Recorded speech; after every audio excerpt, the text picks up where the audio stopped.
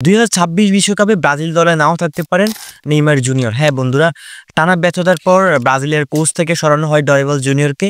এরপরে প্রশ্ন জাগে যে নতুন কোচ কে হবে। তো ব্রাজিল ফুটবল ফেডারেশন থেকে মৌখিকভাবে চুক্তি করা হয়েছে জর্জ জেসুসের সাথে, যে কিনা বর্তমানে সৌদি প্রো লিগের দল আল হিলালের কোচ হিসেবে আছেন। একই দল আল হিলালে খেলেছেন নেইমার জুনিয়র। নেইমারের সাথে জর্জ জেসুসের সম্পর্ক তেমন একটা ভালো নয়, যার কারণে অনেকগুলো ম্যাচ তাকে বেঞ্চে বসে কাটাতে হয়েছে। নেইমারের সাথে জর্জ জেসুসের নানান সমস্যা গণমাধ্যমে উঠে এসেছিল। তো এখন কথা হচ্ছে, জর্জ জেসুস যদি ব্রাজিলের কোচ হয়, নেইমার 2026 বিশ্বকাপে থাকবেন? তো এটা একটা অনেক বড় প্রশ্ন।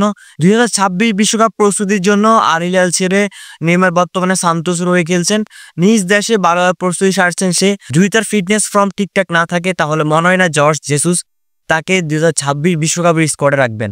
যদি নেইমারকে 2026 বিশ্বকাপের স্কোয়াডে না দেখেন, তাহলে অবাক হওয়ার কিছুই নেই। তো সেটা কিছুদিন পরে বুঝতে পারবেন, যখন জর্জ জেসুস ব্রাজিল দলের সাথে যুক্ত হবে এবং কয়েকটি ম্যাচ খেলানোর পরেই বোঝা যাবে যে তার পরিকল্পনায় নেইমার আছে কিনা।